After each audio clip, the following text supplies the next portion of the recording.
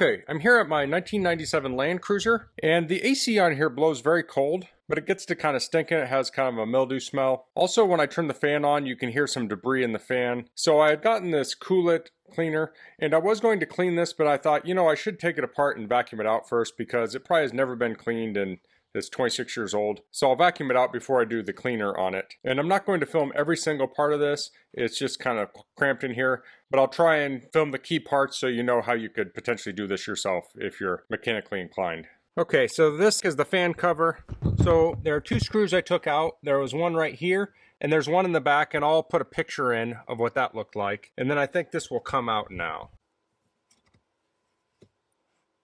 So this really isn't all that dirty. I see one leaf in there, not much else. So I don't know if I can pull this all out. I'm going to see. So I'm going to leave that apart for now. And next I'll take the stuff out of the glove box and I'll get it removed. So the top has these little clips. You just squeeze in on the back side here. And they should pop out from on the inside. So you can see that clip there. I'm pulling it out, and then I press these in just a little bit, and this will come out. So I'm going to repeat that on both sides. To get the bottom out, I have these two screws.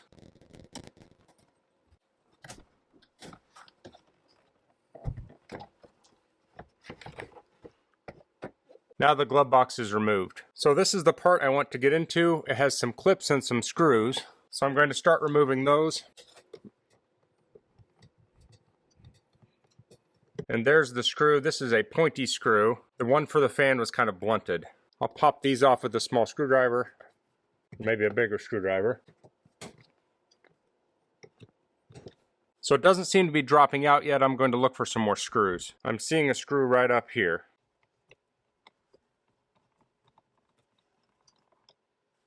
There is a larger screw in the back here. I'll see if I can remove that one.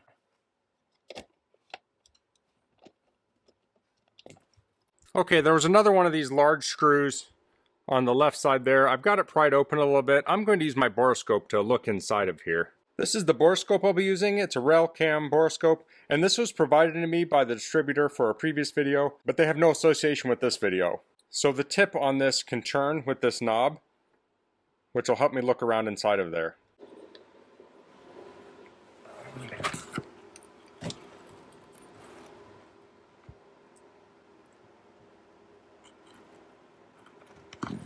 Okay, so you can see there is a lot of stuff in here. It is pretty messy.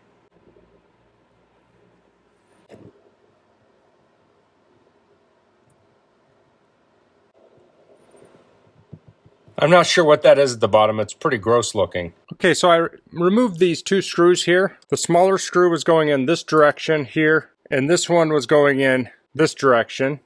It's kind of hard to see, but it was screwed right into there. So then I pulled this out to give me a little more access. See if I can pull this down a little more now.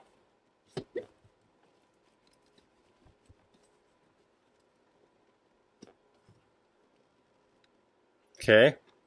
That might be enough for me to get in there with a vacuum now. So the vacuum I'll be using is this Prolux Garage Vac, and this was sent to me by Prolux. This has this attachment, and this is kind of meant as a blower attachment, but since I have that narrow space, I can try and get in there with this. I could probably also use the crevice attachment. I'll see which one fits in there. But this is a very powerful vacuum, so it should be able to suck a lot of that stuff out.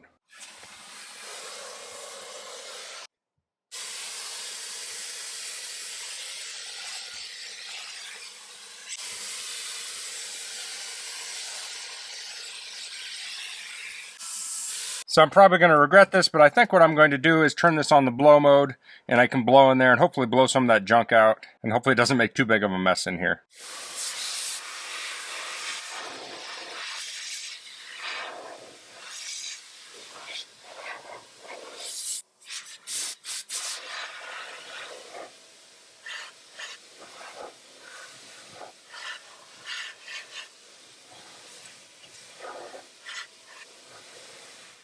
Okay, I scoped it again, and I was able to look off to the side, and I really need to remove the blower, so I'm going to do that next. The first thing I'll do is remove the cord going to the blower.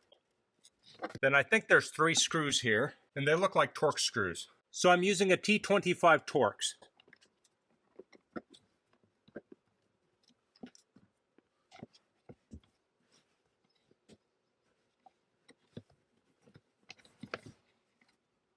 Okay, so I ended up removing this cover. Now it had this little actuator, I just pushed it back and then pulled the rod out there. And then on the back, you reach behind and you press this in and this will come off. So now I can clean this a little better too, I guess. Although it could be dirtier, it's not too bad. So this has a lot of crap in it. You can see a bunch of stuff off to the side here. Looks like a bunch of seeds. It's kind of hard to show here, but this is a mess up here too. So now I can vacuum this out. Okay, so I got this blower cleaned up a little bit.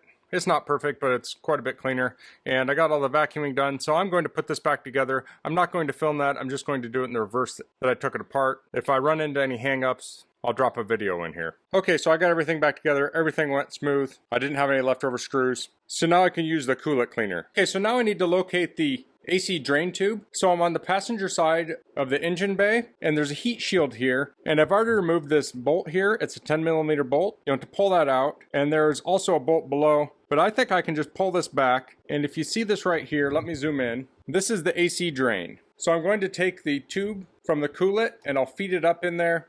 I'll empty the contents of the can. I'll let it sit for 15 minutes. And these instructions are on the box.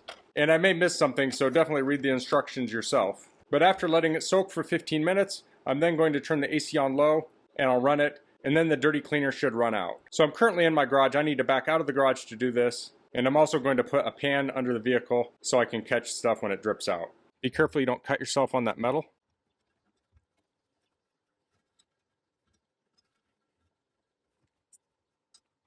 So this is a pretty short drain. So I'll take the can and per the instructions, I'm going to shake it up. I have a plastic container ready under the car. I may need to move it around to position it where it's actually going to drip. I'm not sure yet, but it's ready to go. So I've got that shaken up. I'll put it on here. I'll make sure I'm holding that, and I'm going to dispense the can of foam in the AC evaporator.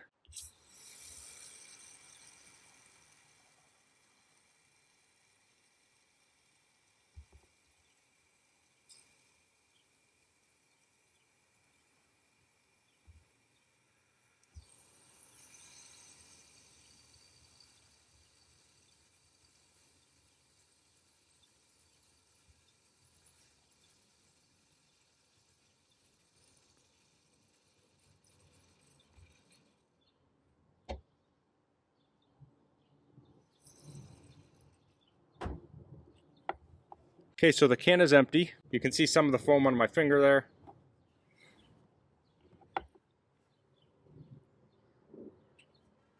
I'll pull that out. Now I'm going to start a timer for 15 minutes. And after 15 minutes, I'll come back and I'll start it and put the AC on low. In the meantime, I'm going to put this bolt back. Okay, it's been 15 minutes. You can see I have the pan down here. It's a little bit behind the rear tire. It's about in line with the running board. So now I'll get it started up. So I'll turn this on low and I'll turn the AC on. Now I'm going to roll down all the windows.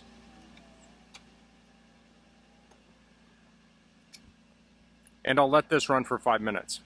Okay, so I ran it for 5 minutes, and here's the liquid that came out. Now after a while I didn't see much liquid dripping down, but the way it is on the Land Cruiser, I'm guessing the water hits that heat shield and just evaporates, especially when it's running on low. So I may turn this on high and let it run for a while, and maybe flush a little more out of there. So that's cleaning the AC evaporator on my 1997 Land Cruiser using the KOOL-IT evaporator and heater foam cleaner. So I can see that it did do some cleaning. Time will tell if it's going to eliminate the smell, but I will say it was pretty easy to use. So if you do have a smell, it's probably worth at least trying. So that's all I'm going to cover in this video. If you have any questions, please leave them in the comments. If you liked this video, please click like. If you haven't subscribed to my channel, I'd appreciate if you could do that. And thanks for watching. Until next time, goodbye.